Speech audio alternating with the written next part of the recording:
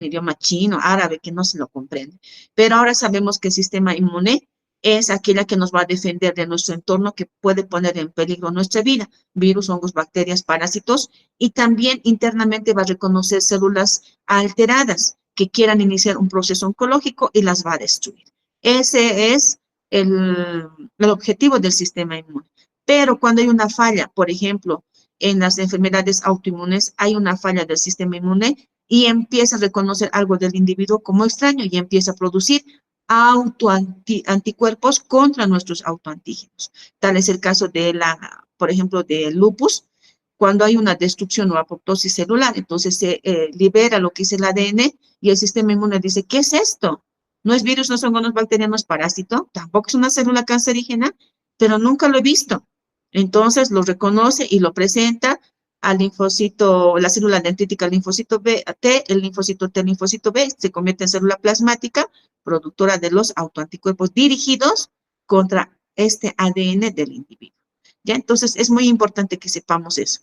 A mí me gusta mucho hacer esta presentación porque es la base de la inmunología. Usted tiene que saber lo macro para poder comprender lo que es las alteraciones dentro de este sistema inmune. La siguiente.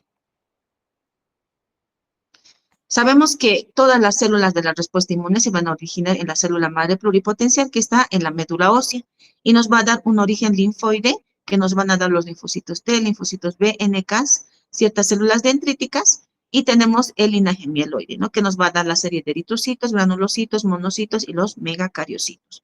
Es importante que nosotros sepamos esto porque en el caso de las inmunodeficiencias primarias hay una falla en esta célula madre pluripotencial porque no puede producir estas células.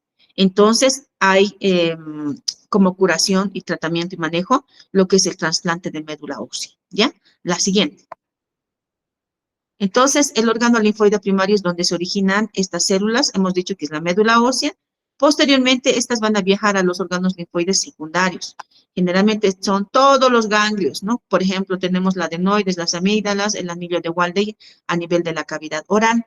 Cuando nosotros estamos cursando un proceso infeccioso, ya sea viral o bacteriano, que va a afectar, por ejemplo, las fosas nasales, oído, la orofaringe, ¿qué pasa? Las amígdalas son las primeras en inflamarse y tenemos una faringoamigdalitis. Si tenemos un proceso infeccioso, también van a aumentarse de volumen los ganglios a nivel de la ingle, región axilar, etcétera. Entonces, normalmente en un paciente no se tiene que palpar los ganglios. Si viene y hacemos la evaluación y palpamos un ganglio, ¿es por qué? Porque está haciéndose la presentación del antígeno en ese ganglio, en ese órgano linfoide secundario. Entonces, es muy importante conocer esto. En los pacientes pequeñitos como los que tienen inmunodeficiencia primaria, no tienen linfocitos T o no tienen la producción de anticuerpos, estos pequeños se enferman recurrentemente y al revisar no hay presencia de ganglios, entonces uno tiene que sospechar de que algo está pasando con el sistema inmune. Eso lo van a llevar con el profesor Cordero seguramente, las inmunodeficiencias. Entonces, no hay presencia de ganglios. Algo está sucediendo y mi niño está mega enfermo.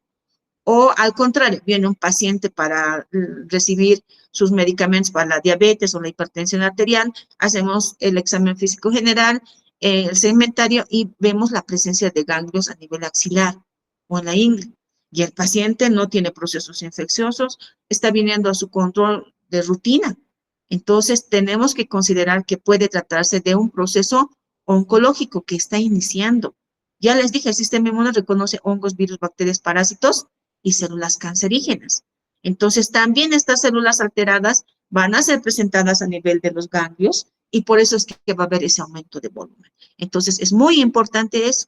En los pacientes que tienen VIH, por ejemplo, no hay los linfocitos T, entonces todos los ganglios están aumentados de volumen y hay la presencia de ganglios persistente en esos pacientes. ¿Por qué?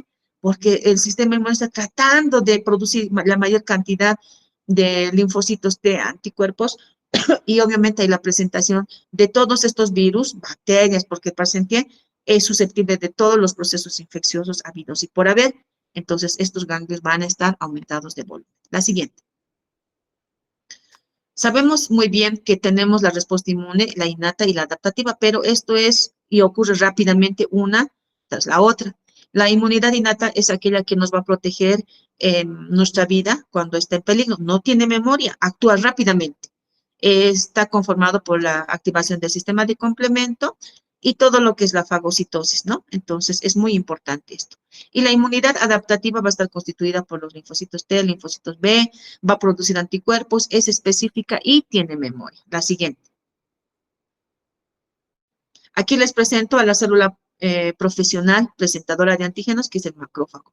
Fíjense ahí en la parte inferior tenemos una fotografía microelectrónica en la cual se ve en rosado al macrófago fagocitando la Escherichia coli. La siguiente. El sistema de complemento es muy importante. Ustedes con la profe Jackie van a llevar así finamente cada vía, por ejemplo. No tenemos 3 vías, la vía alterna, la vía clásica y la vía de las lectinas. La vía alterna se va a activar tras el reconocimiento de un microorganismo. La vía clásica se va a activar tras el reconocimiento de un microorganismo opsonizado. La palabra opsonizado es como darle un brillo al patógeno para que el sistema inmune lo reconozca. Y la vía de las lectinas, que es porque se va a activar con la unión de la lectina de unión a la manosa, ¿no? A la manosa. ¿Qué va a pasar con esto? Van a empezar a activar a las proteínas del sistema de complemento. Tenemos varias, desde la 1 hasta la 9 inclusive. En este caso lo que va a hacer es activar a la proteína C3 y la va a escindir. ¿Qué quiere decir esta palabra? Va a fragmentarla en C3A y en C3B.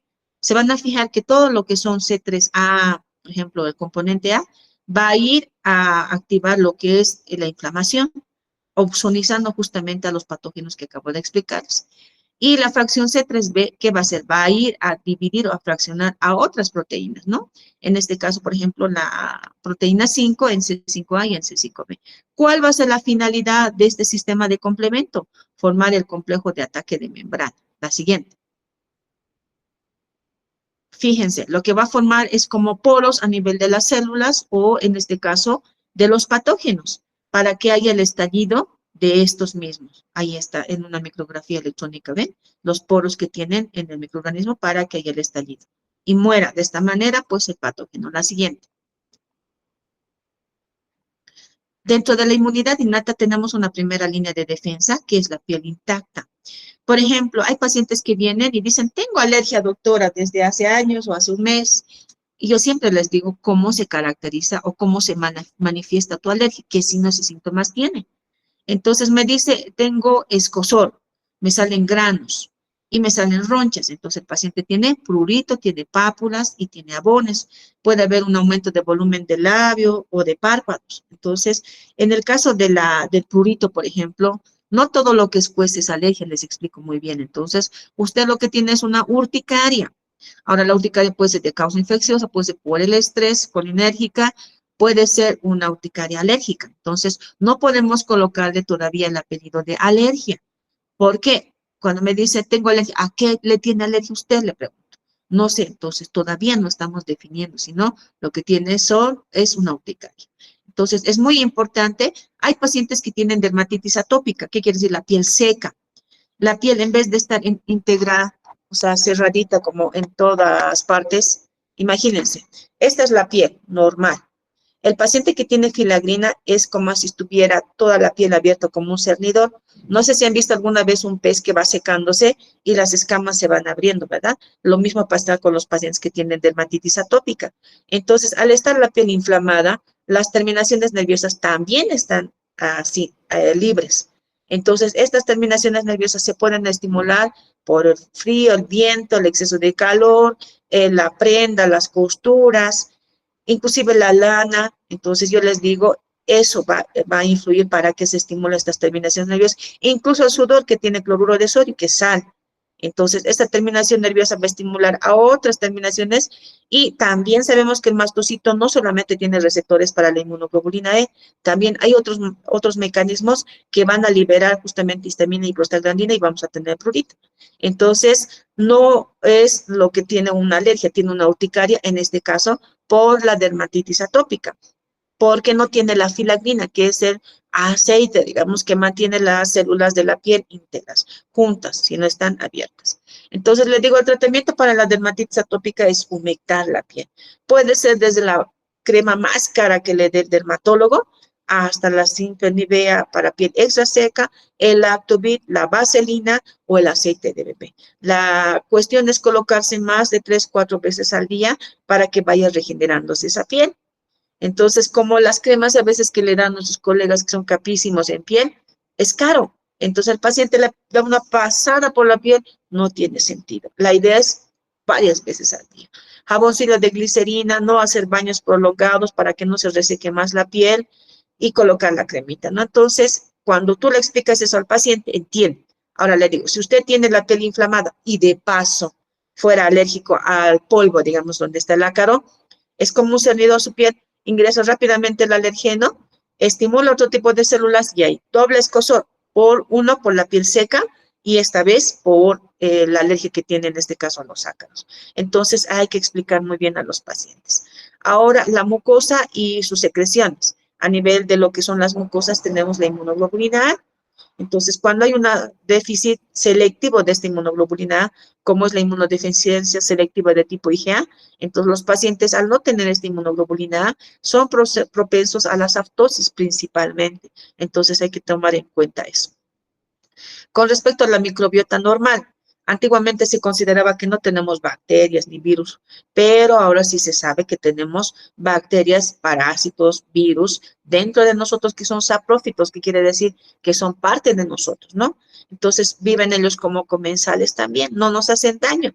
¿Por qué? Porque esto, por ejemplo, el estafilococo que hay en la piel, lo que hace es estimular al sistema inmune, es como si le dijera, muchacho, prepárate, cuidado, venga un patógeno extraño y tú no estés preparado.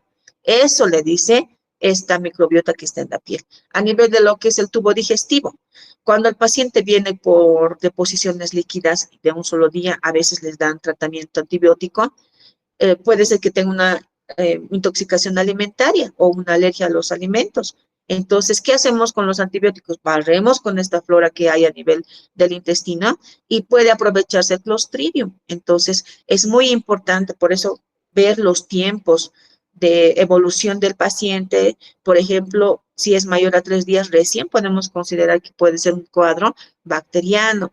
Por eso se pide el examen de heces, etcétera. Entonces, ya saben ustedes que es muy importante eso, ¿ya?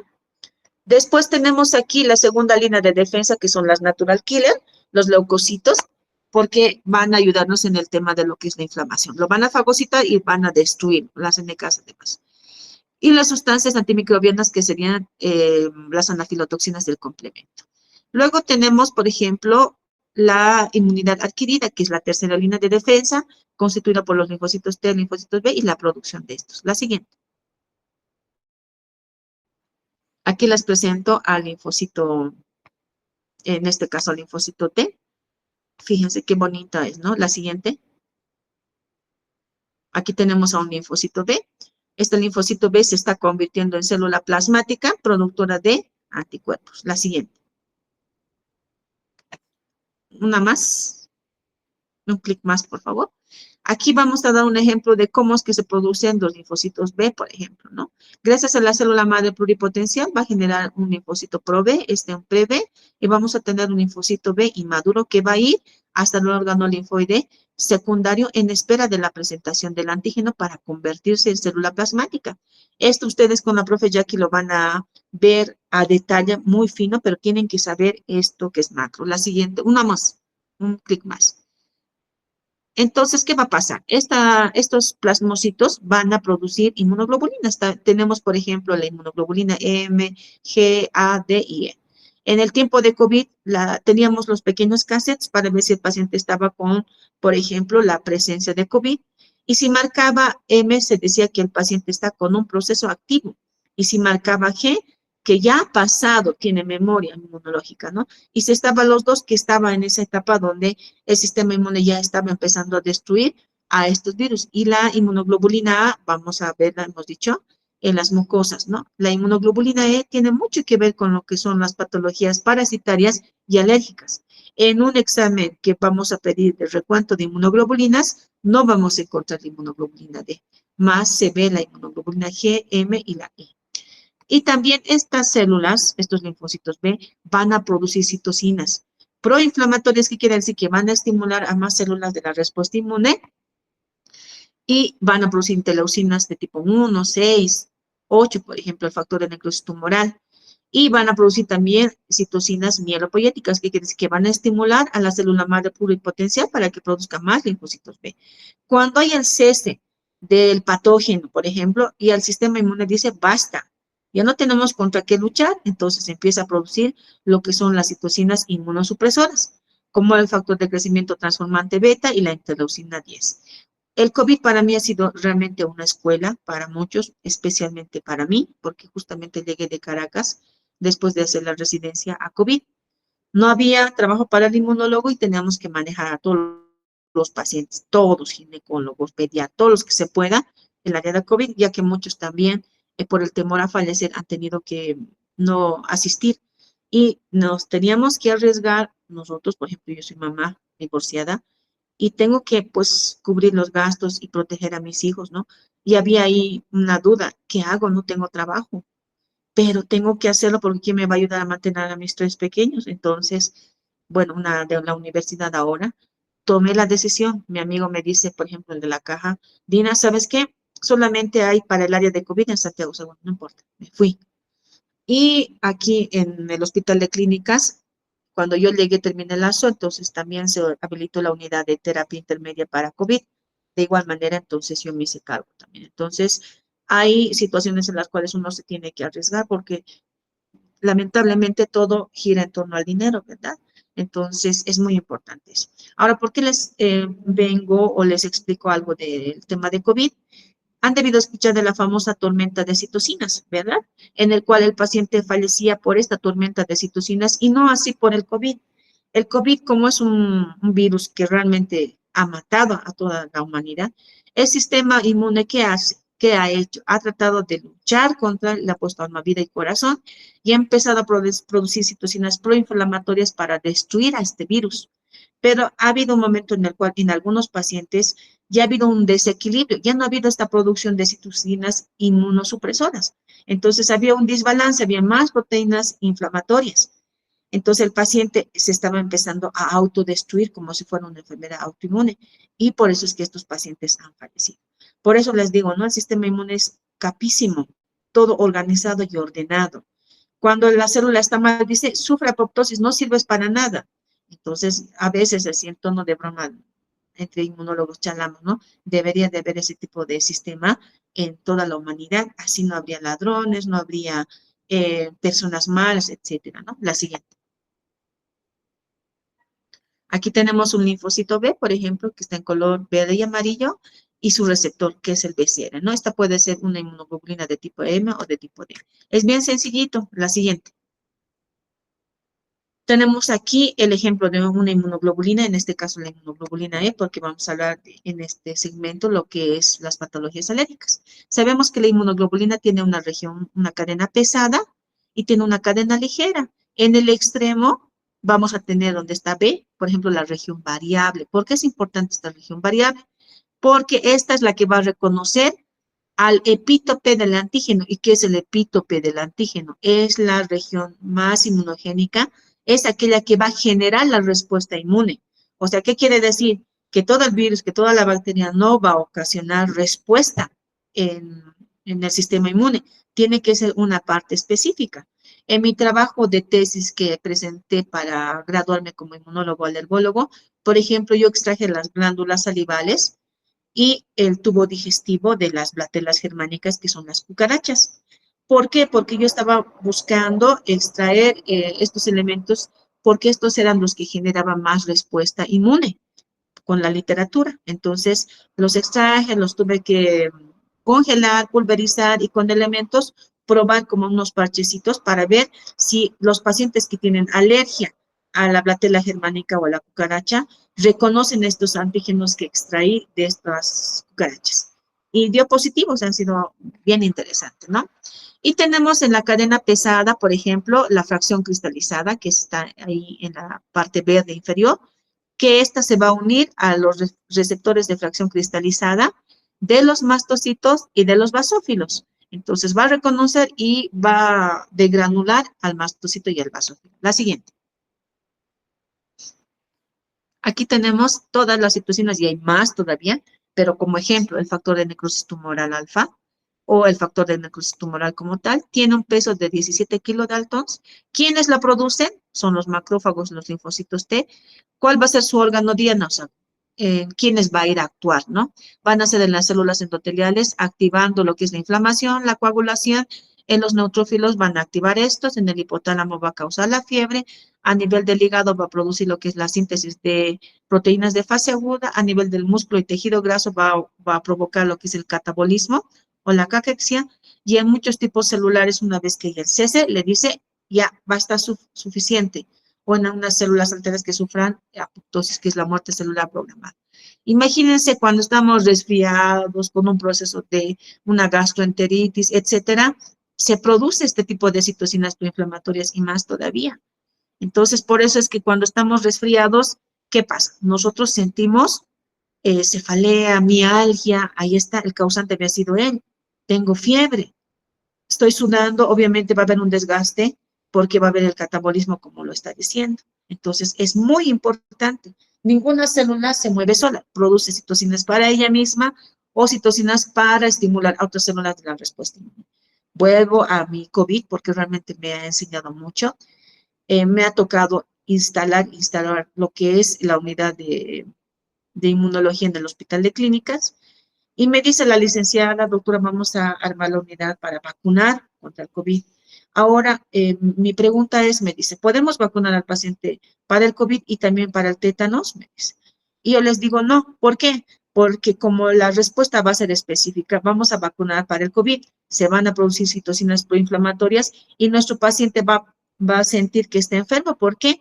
Porque va a producir justamente el factor de necrosis tumoral. Vean, va a tener esos signos y síntomas. Si yo voy a vacunarle para el tétanos, también voy a provocar que se produzca el factor de necrosis tumoral y otras citocinas proinflamatorias. Entonces, el paciente adulto va a estar decaído, va a estar peor, va a tener dos síntomas a consecuencia de que se está generando una respuesta contra dos vacunas. Si es tres, peor todavía, ¿verdad? Entonces yo les decía, es mejor que no. ¿Por qué? No le van a echar la culpa a la vacuna del tétanos, van a decir, el COVID me está enfermando, etcétera.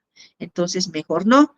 Y también que el paciente esté sano, porque si está enfermo con una faringoamigdalitis o una gastroenteritis, que era lo más frecuente, ya se está produciendo situaciones proinflamatorias. Lo voy a vacunar, va a ser doble, entonces es mejor que no.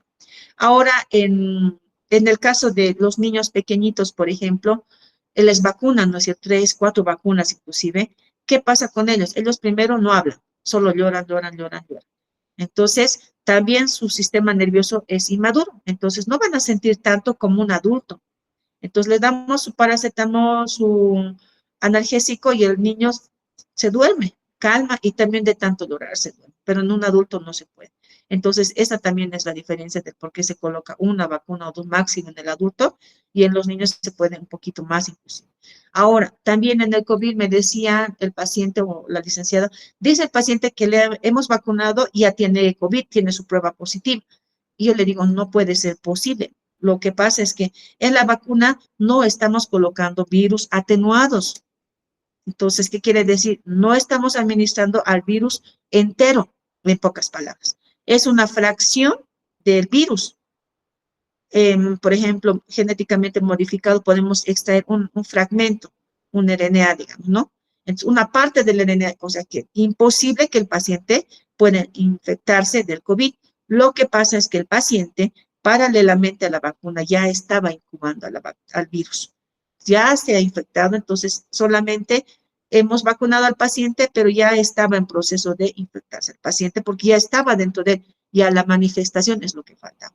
Entonces, eso también se le ha explicado a los pacientes, ¿ya? Entonces, por eso les quería presentar estas citocinas que son las causantes de todo nuestro malestar, pero eso nos indica de que el paciente sí ha tenido buena respuesta. La siguiente.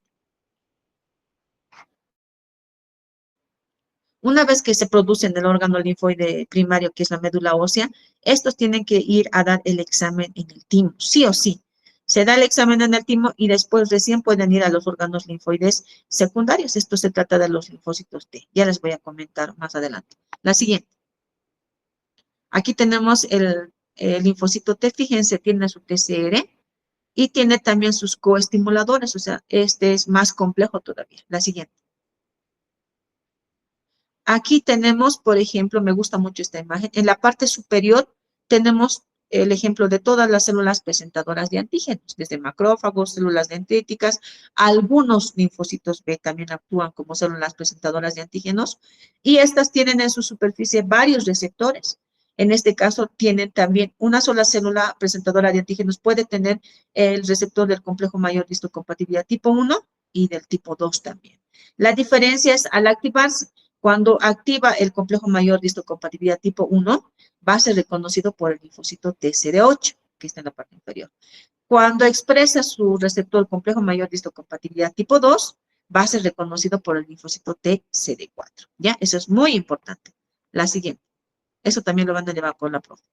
Aquí está el team, ¿no? Entonces, imagínense que ya es el día del examen, se supone que todos ustedes, linfocitos TCD4, TCD8, saben de la respuesta inmune, saben diferenciar qué es un virus, una bacteria y qué es una célula del organismo. Entonces, vienen a mi consultorio, yo les digo, yo soy mi consultorio es el timo y yo soy la célula epitelial. Entonces, entran ustedes, cualquiera de ustedes puede ser un linfocito TCD4, TCD8 y les digo, muy bien, aquí te presento a mi residente que digamos es un miocardiocito y a un internito, ¿no? Entonces yo le digo, quiero que tú me digas qué es esto. Entonces puede ser que alguno de ustedes me diga, un linfocito TCD4, TCD8, doctora, eso es un virus, es fácil de identificar. Yo le digo, no, ahí lamentablemente tú tienes una selección negativa porque tienes alta afinidad para reconocer a lo nuestro como extraño. Entonces le digo, sufre apoptosis, no sirves para nada. Si viene otro linfocito TCD4 o CD8 y me dice, doctora, eso es obvio, es un miocardiocito, le digo, tú tienes baja afinidad, tienes una selección positiva, estás preparado porque no reconoces algo de lo nuestro como extraño. Estás preparado, puedes irte al órgano linfoide secundario en espera de la presentación antigénica. Esto se llama tolerancia central. Ahora, este linfocito que ya ha aprobado el examen, mientras va a la universidad, puede saludarse con un virus, con una bacteria, con un parásito, y porque nadie le ha dicho que él es malo. Entonces, tiene que ir sí o sí a la Facultad de Medicina, que en este caso sería el órgano linfoide secundario, para que el otro profesor le diga, sabes que este es el virus, y recién se va a activar y va a reconocerlo como extraño. Durante este trayecto que va y lo puede saludar al virus o a la bacteria, se llama la tolerancia periférica, así de sencillo el sistema inmune. La siguiente. Entonces, después del timo vamos a tener linfocitos TCD4, TCD8, ingenuas, naive, vírgenes, así se las llama. Y dependiendo de la presentación del antígeno, van a cambiar de fenotipo. Por ejemplo, puede ser que se conviertan en linfocitos TH1, TH2 y linfocitos T reguladores. Los TH1 tienen mucho que ver con la defensa contra patógenos, por ejemplo, intracelulares, con la autoinmunidad, ¿no? Entonces, en el caso de los linfocitos TH2, está muy caracterizada porque va a ser la defensa contra patógenos extracelulares, tiene mucho que ver con la inmunidad humoral y las patologías alérgicas y parasitarias. Fíjense, aparte de eso, también van a ir a estimular a ciertas células de la respuesta inmune produciendo citocinas.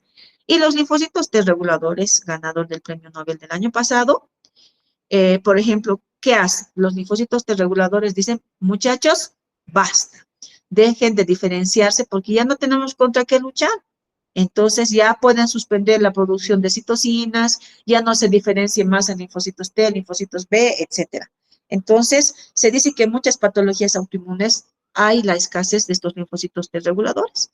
Entonces, el año pasado van a buscar ustedes Premio Nobel de Inmunología, está el descubrimiento de estos linfocitos T reguladores. Y por eso es que los muchachos que pasaron conmigo el año pasado decían, sí, doctora, ahí está, somos parte de ese premio Nobel porque los comprenden, al igual que ustedes comprenden la respuesta inmune. Y todo con grafiquitos, se han dado cuenta, por eso es que es importante saber la inmunopatogenia, ¿ya? Más abajo tenemos los linfocitos TCD8 y también hay otro tipo de linfocitos como las NK, las gamma teta inclusive. Todas ellas se diferencian en linfocitos de tipo 1, tipo 2 y tiene mucho que ver con lo que es la citotoxicidad, los patógenos virales, la autoinmunidad y las patologías alérgicas también. ¿Ya? La siguiente. Aquí tenemos un gráfico, por ejemplo, donde en color verde manzana está la célula presentadora de antígenos. Si va a exponer su receptor, el complejo mayor de histocompatibilidad tipo 2, va a ser reconocido por los linfocitos TCD4 que están en color rojo. Estos van a activarse produciendo citocinas y va a haber la expansión clonal, que quiere decir que se van a diferenciar en más linfocitos TCD4. Y vamos a tener los linfocitos TCD4 efectores para que liquiden el patógeno en el momento y los de memoria para la siguiente infección que el paciente pueda cursar. Cuando este complejo mayor de histocompatibilidad expone su receptor de tipo 1 en el complejo mayor de histocompatibilidad, este va a ser reconocido por el linfocito TCD8, igual, va a haber una activación del mismo, una expansión, y vamos a tener linfocitos TCD8 de memoria y los efectores. La siguiente. A mí me gusta mucho, vean, ahí está el ganglio linfático o el órgano linfoide secundario. Tenemos en color naranja la célula presentadora de antígenos que lo presenta al linfocito T que está en rojo.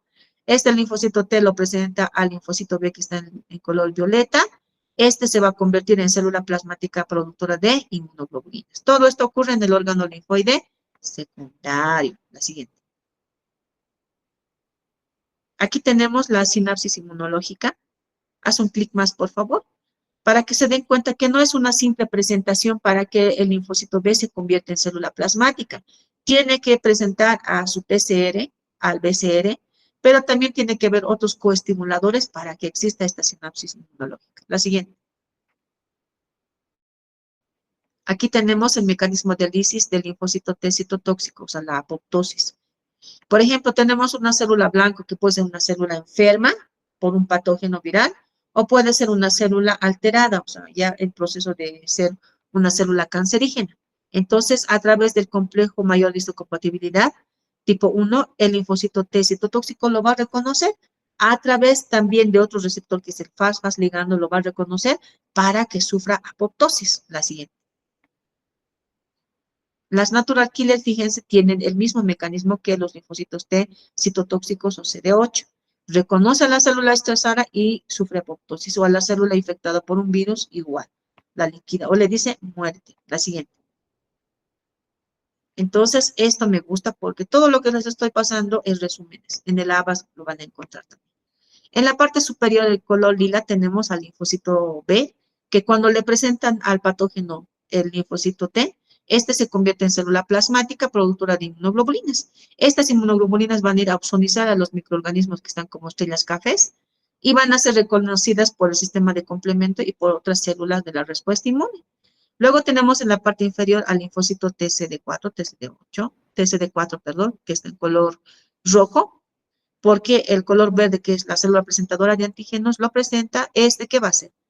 Va a hacer que se diferencien más células de tipo linfocitos T y va a activar a más células del sistema inmune, los macrófagos y demás. Luego tenemos en color azul, por ejemplo, que es el linfocito T citotóxico, al igual que el linfocito NK, en este caso que está como verde turquesa, un color turquesa, perdón. Estos dos lo que van a hacer es reconocer de manera directa, por ejemplo, a la célula enferma o estresada para que sufra apoptosis. Y ahí tenemos en el medio de estas dos, en color naranjita, que es el linfocito T regulador. Vean cómo le dice, ya basta de diferenciarse, ¿no? A los linfocitos, por ejemplo. Entonces, esta imagen me encanta. ¿Todo esto ocurre dónde? En el órgano linfoide secundario. La siguiente, ya vamos a terminar. Entonces, en ese sentido, vamos a tener tres tipos de patologías en la respuesta inmune. Primero, puede ser una hipersensibilidad o las llamadas alergias, en el cual el sistema inmune, aparte de reconocer virus, hongos, bacterias, parásitos y células cancerígenas, también va a reconocer elementos del medio ambiente, polvo, pelo de perro, pelo de gato, algunos fármacos, aunque los fármacos por sí solos no generan respuesta inmune, necesitan una proteína transportadora. Perdón, es que tengo todo. Y también va a reconocer algunos alimentos. Todo eso es bueno para la humanidad. Los fármacos se han producido para ayudar a la humanidad. Pero al haber una falla en la respuesta inmune, van a reconocer a estos como extraños. Y va a ocurrir lo mismo. La célula presentadora de antígenos lo va a reconocer, lo va a presentar al linfocito B. El linfocito B se convierte en célula plasmática, productora de inmunoglobulinas dirigidas contra el alimento, elemento del medio ambiente o fármaco. Y luego tenemos las inmunodeficiencias, que quiere decir que hay un déficit en la producción una alteración en su producción o una alteración en la producción de las inmunoglobulinas. Sabemos que el sistema inmune reconoce y destruye todos estos patógenos. Si tenemos una inmunodeficiencia, que quiere decir que no se está produciendo bien esta célula de la respuesta inmune, nuestro paciente es susceptible de tener todos estos patógenos en su interior y cursar con un proceso infeccioso. Y el paciente no va a fallecer por la inmunodeficiencia, sino por el patógeno que está ingresando al organismo. Es primaria cuando hay la afectación a nivel de la célula madre pluripotencial que les dije. Y es secundaria per se a un proceso infeccioso, como es el caso del VIH que destruye a los linfocitos T. Pero estamos hablando en este caso de las inmunodeficiencias primarias, que es a nivel de la célula madre pluripotencial. Luego tenemos las enfermedades autoinmunes. En este caso, ¿qué es? Va a haber igual, ¿no? Un reconocimiento de X autoantígeno, como les di el ejemplo del ADN, y va a producir autoanticuerpos. Todas estas patologías tienen predisposición genética, nadie les puede contagiar ni transmitir. Sí se puede heredar, ¿no? Tiene mucho que ver esa parte de que hay pacientes que tienen alergia al papá, al ibuprofeno, la abuelita a la penicilina y el paciente también es susceptible, ¿no? Y para que se active, pues influyen muchas cosas, la epigenética, los alimentos transgénicos, el estrés, etcétera, o procesos como el que ha pasado del COVID. Entonces, por ejemplo, si mi paciente tiene una inmunodeficiencia, puede tener a la larga cáncer. ¿Por qué? Porque no va a haber quien reconozca esa célula alterada y esta se va a diferenciar y vamos a tener un proceso oncológico. Lo mismo puede pasar con las enfermedades autoinmunes. Si nosotros tenemos un paciente con un síndrome de, por ejemplo, ahorita les voy a explicar en la otra diapositiva, si nuestro paciente tiene un lupus o una artritis reumatoide, etcétera, como tiene ya una falla en el sistema inmune, puede hacer más adelante alergia. El paciente con inmunodeficiencia puede ser alergia, puede ser también una enfermedad autoinmune, ¿ya? Entonces es muy importante, por eso es que aquí en la otra imagen dice, va a ingresar el patógeno y va a producir lo que es la hipersensibilidad. En el caso de las inmunodeficiencias, el paciente puede fallar por el virus. Ahora, nuestro paciente que vamos a hacer el trasplante de un órgano, por más que tenga el mismo HLA, eso lo van a llevar con el profesor Villarruel, puede responder el sistema inmune. Entonces, tenemos que inmunosuprimir al paciente para que pueda recepcionar y recibir el órgano donado. La siguiente. Para mí es muy importante que ustedes sepan la inmunopatogenia siempre, no solamente en inmunología. Ustedes tienen que saber por qué tiene diabetes el paciente, por qué tiene tuberculosis.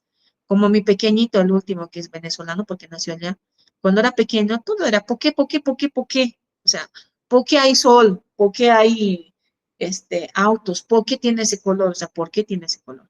Y mi hijita le respondía hasta que al final le decía, ¿por qué? Porque Chile, decía ella, ¿no? O sea, porque sí. Y mi hijo le decía, ¿por qué? Porque sí, o sea, ¿por qué? Porque sí. Entonces, todo uno aprende, por eso les digo, uno aprende de los niños.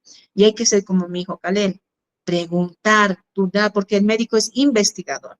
Si solamente van a dar medicamentos, mejor hubieran estudiado farmacia, ¿verdad? Con todo el respeto que se merecen los colegas, pero ustedes tienen que investigar. ¿Qué tal si el paciente viene por una cefalea? Ah, ya listo, toma paracetamol. Y ese pacientito estaba con una hipertensión arterial y va a sufrir un accidente vasculocerebral. Le vas a calmar el síntoma, pero no estás buscando la etiología. ¿Qué tal si este pacientito tiene un tumor y todo el tiempo ha estado ahí con ese dolor de cabeza, le dan calmantes, se va a la farmacia y ya? ¿Qué tal si este paciente se ha caído hace media hora? Se ha levantado, igual hay una hemorragia, entonces, o puede ser que tenga un neurocisticerco, o puede ser que tenga un problema de los ojitos, o sea, por un problema ocular, no puede ver bien y está haciendo esfuerzo el globo ocular y por eso es que es la cefalea. Entonces, pregúntense siempre, muchachos, por favor, es muy importante la etiología y saber. En este caso tenemos el ciclo de replicación del SARS-CoV-2. Aquí tenemos el cuadrado que está ahí, es un neumocito, y estos tienen varios receptores. Los que están en color celeste, por ejemplo, son los receptores de la angiotensina convertidora ¿cómo se llama? Del receptor, sí, del receptor que va a reconocer, por ejemplo, al SARS-CoV-2, que está como una estrella allá arriba. Este SARS-CoV-2 tiene varias proteínas. Dentro de ellas, la proteína S es la que va a ser más inmunogénica, que quiere decir que va a generar la respuesta inmune. Va a ser reconocida por estos receptores de la enzima convertidora de angiotensina va a ingresar dentro del citoplasma, va a liberar el ARN viral y gracias a la replicasa y el complejo de replicación van a producirse más proteínas. Entonces, después, ¿qué va a pasar? Gracias al retículo endoplásmico y al aparato de Golgi, van a liberarse los viriones. Entonces, es importante saber esta inmunopatogenia. ¿Por qué? Por ejemplo, se ha hablado mucho del famoso Remdesivir, ¿no es cierto? Que llegaba a costar esa pastillita hasta sus 800 a 1000 bolivianos. Lo que hacía este Remdesivir, fíjense, es que iba a frenar la replicasa, entonces de esta manera no se producía estas proteínas. Entonces no teníamos viriones que podían contagiarse o podían producir más daño en el paciente. Ahora también se ha hablado mucho de la famosa cloroquina, ¿no? Yo decía, ¿qué hace la cloroquina? Lo que hace la cloroquina es aumentar el pH del citoplasma, entonces no se liberaba el virión, entonces no había igual la producción del ARN y del virión. Se ha hablado del famoso tocilizumab, que es un anticuerpo monoclonal. Este tolicizumab lo que hacía era competir por estos receptores. Obviamente, de esta manera no se unía el SARS-CoV-2 a este receptor y obviamente no ingresaba.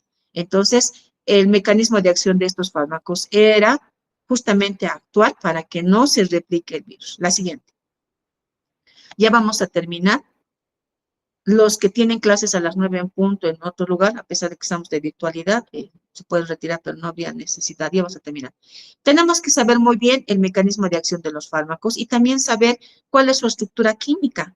Es nuestro amigo, nuestro aliado, entonces tenemos que saber cuántas, por ejemplo, moléculas tiene, etcétera. Tenemos que saber cuánto tiempo va a durar, cuál es su mecanismo de acción, a las cuántas horas, cómo se depura, cuánto tiempo tiene que estar en el hígado, qué pasa si tiene el paciente una enfermedad renal que no le permite depurar el fármaco, por ejemplo. La siguiente. Aquí tenemos la inmunopatogenia de la artritis reumatoide. De igual manera, la célula dendrítica ahí arriba que está en color rosado va a reconocer, por ejemplo, el cambio que va a haber en la artritis reumatoide. En la artritis reumatoide, lo que va a hacer es que va a haber un cambio a nivel de uno de los aminoácidos, ¿no? En este caso se va a producir, por ejemplo, citrulina. Entonces, el sistema inmune va a decir, ¿qué es esto? No lo conozco, lo va a presentar al linfocito T, linfocito T, linfocito B. Este linfocito B va a producir anticuerpos dirigidos contra este péptido citrulinado. Y CCP, antipéptido citrulinado. Entonces, por eso es que nosotros en los exámenes de laboratorio podemos pedir el anti-CCP.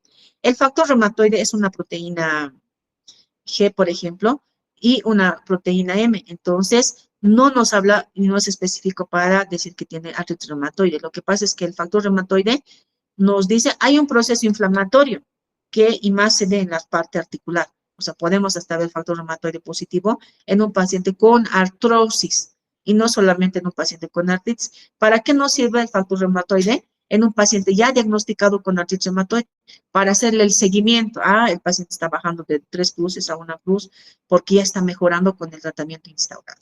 En la artritis reumatoide, en la parte inferior, fíjense, es que primero van a activar a los osteoclastos. Estos osteoclastos van a destruir primero el cartílago, pero el cuerpo en compensación va a tratar de producir más condrocitos y va a activarlos a estos. Pero va a llegar un momento en el cual ya no van a producirse más células para regenerar al cartílago, o sea, ya va a haber el freno de los condrocitos y se van a activar más los osteoclastos y vamos a tener la destrucción primero del cartílago, luego del tejido óseo. ¿Ya? La siguiente.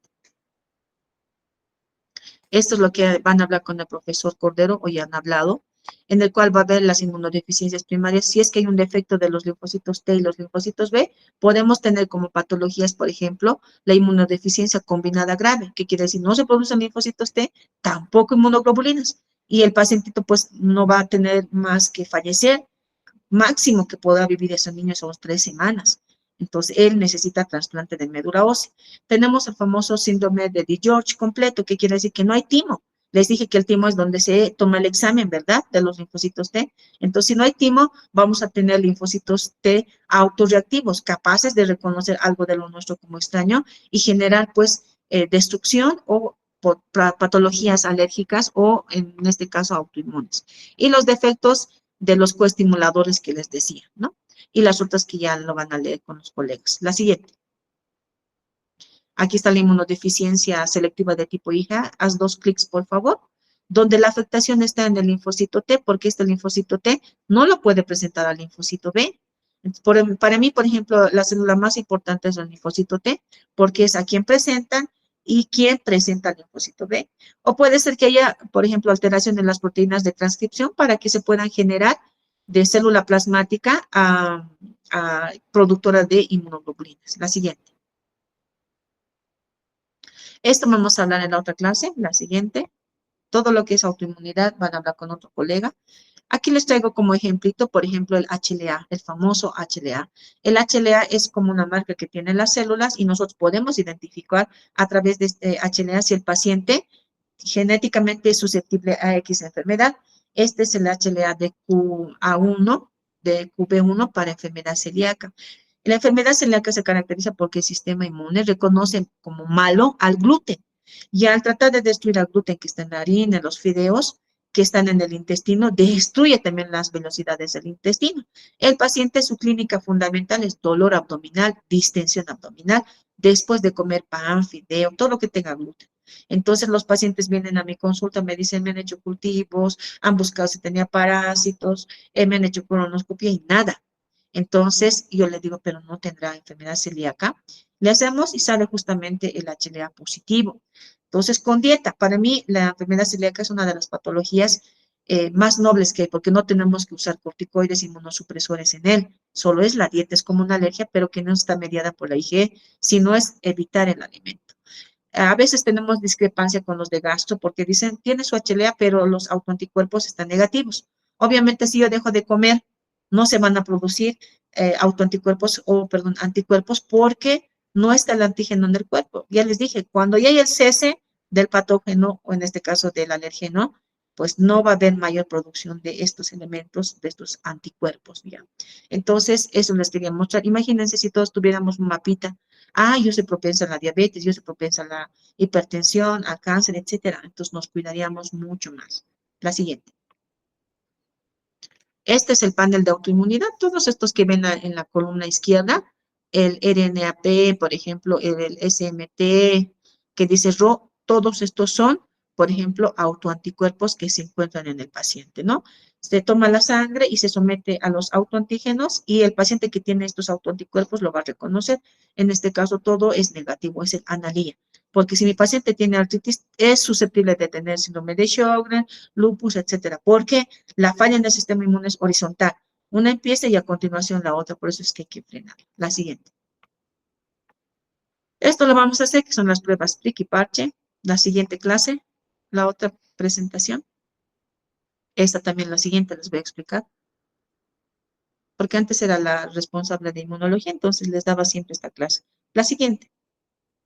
Todo eso en la siguiente clase les voy a explicar. Eso también la siguiente les voy a explicar. Bueno, me voy con este mensaje que dice, el éxito es la suma de pequeños esfuerzos repetidos día tras día, ¿no? Entonces, todo a mí me costó realmente poder comprender lo que es la respuesta inmune. Al principio, al igual que ustedes, yo decía, ¿qué es esto? No puedo comprender, pero repasando, dibujando, haciendo mapas, yo generalmente les pido que hagan mapas mentales o conceptuales o con imágenes, porque ahí sé que el estudiante sabe. Entonces, se dieron cuenta ahora, ustedes ya no va a ser extraño para ustedes poder identificar un paciente con una patología autoinmune. Y aquí está mi hospitalito que recientemente fui a visitarlo. Lamentablemente ya no están aceptando extranjeros. Fíjense, tiene una forma de I, ¿no? Yo le decía a mi jefe de servicio, que es un militar, el general, el coronel Boyano, y me dice, Dina, eso no es una I, es una H. Como somos un hospital militar, entonces